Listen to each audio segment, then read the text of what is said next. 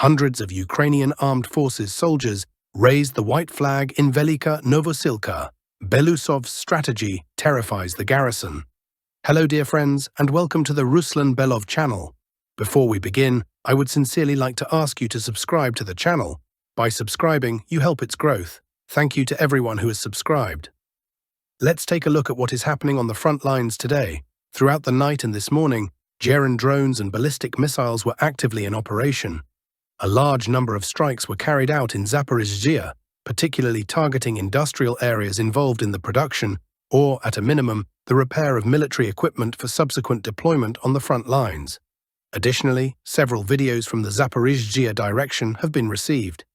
In these clips, we can observe the artillery and FPV drones in action, but as I always emphasize, such work is routine.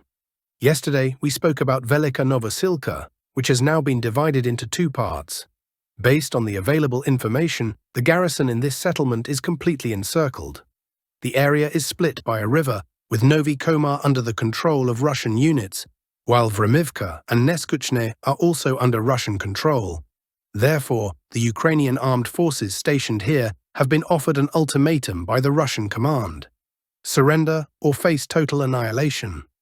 Personally, I agree with the approach of offering surrender, as it minimizes losses on our side and provides prisoners for potential exchanges. Let's see how events unfold here. Even if only part of the garrison surrenders while others refuse, the settlement has already been divided, and I believe its fate has long been sealed. For several months, we have been systematically encircling and capturing one settlement after another in this area.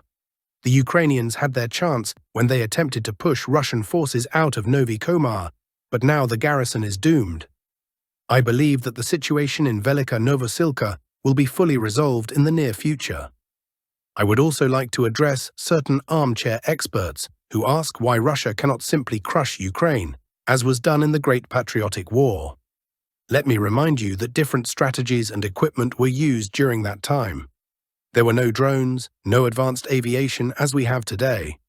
The battles were fought differently, and the number of casualties was vastly greater.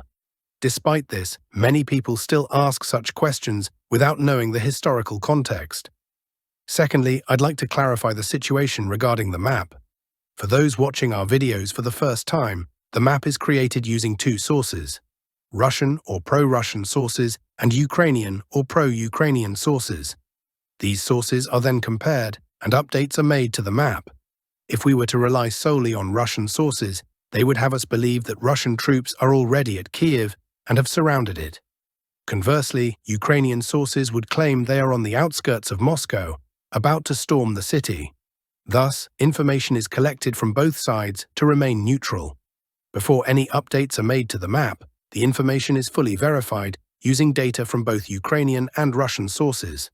In today's material, we will discuss the situation in the Myrnohrad direction, where disputed areas are marked in yellow. Let's continue our review from the southern Donetsk direction. Switching to the Orikhiv direction, as usual, positional battles are ongoing here. There are no significant changes on the map. Russian forces attacked Ukrainian positions in Malotokmachka, but apart from that, there are no substantial developments. Now let's return to Velyka Novosilka. As you can see, there have been significant changes here. I won't adjust the map for now, but will show you how it looked the day before yesterday. The entire territory highlighted in red was taken under Russian control the day before yesterday. Switching to yesterday's map, the southern and eastern parts of Velyka Novosilka have been fully secured by Russian forces, as marked in red. The area has been completely cleared, and Russian forces are firmly in control. Additionally, footage has emerged showing Ukrainian troops attempting to escape from this area, only to be targeted by Russian artillery. All escape routes are under drone surveillance, leaving Ukrainian troops with two options: surrender or face destruction. In conclusion, this is how the situation on the map looks today. Let's move to the Kurakov direction. There are some changes on the map to the north of Kurakov, as well as in Yantan. In Yantan, information has been received that Russian forces have expanded their zone of control. While the expansion appears minor, Russian forces have advanced up to 1 kilometer, widening their control. It's worth noting that Ukrainian forces are still present in this pocket, and continue to hold Dakhne under their control. Today, a geolocated report was received from this area indicating that Ukrainian forces attempted to counterattack Russian positions in the direction of Kurakov, advancing from Dakhne. This action raises questions, as it's unclear what the Ukrainian forces hope to achieve. Capturing Kurakov is beyond their reach at this point, and their focus should be on holding Dakhne. However, they launched a counterattack on Russian positions, which ultimately failed. Russian forces repelled the counterattack, but it is important to note that such actions are being carried out in this area.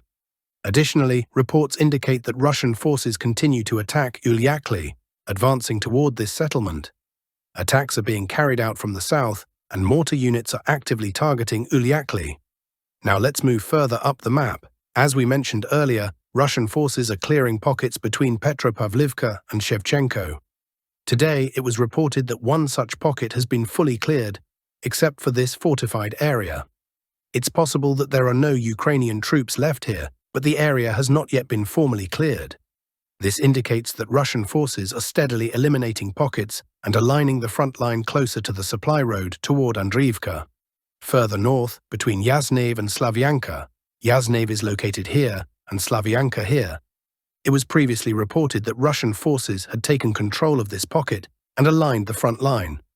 However, as of this morning, it has been confirmed that only this specific section of the front has been fully cleared and is now under Russian control. Additionally, Russian forces are advancing from Petropavlivka toward the supply road leading to Andriivka. This movement indicates that Russian forces are aiming to secure the supply road and align the front line to prepare for future attacks on Andriivka from two sides, as previously discussed. Moving slightly further north to the settlement of Novo Andriivka, Russian forces are advancing from the southern side of the settlement toward the Dnipropetrovsk region. They are already attacking Novo Andriivka and have entered a significant portion of the settlement. So far, this has been confirmed only in these specific areas of fighting. However, there is unconfirmed information suggesting that Russian forces have entered the next settlement, and most of Novo Andriivka is under Russian control. Once additional confirmation from the ground is received, updates will be made to the map. Let's move further north to Novo Vasilivka. Here, Russian forces have cleared this pocket. As of today, it has been confirmed that this pocket has been fully cleared and that all of this area, including Novo Vasilivka, is under Russian control. However, Ukrainian forces attempted a counterattack in Uspanivka. This counterattack also failed, and according to some Ukrainian reports, Uspanivka remains under Russian control. Now let's proceed to the Pokrovsky direction, specifically the settlement of Udakhne. Let's zoom out the map. Yesterday, the map looked like this. Today, however, reports have been received that Russian forces are advancing from the southern part of Udakhne. They have also taken control of a significant area near Kotlin. There are reports that Kotlin has fallen under Russian control, though this information requires confirmation. Nonetheless, geolocated materials have been received from these areas showing forward positions of the Russian army. This suggests that this area is under Russian control. Additionally, the area marked in red has come under firm Russian control.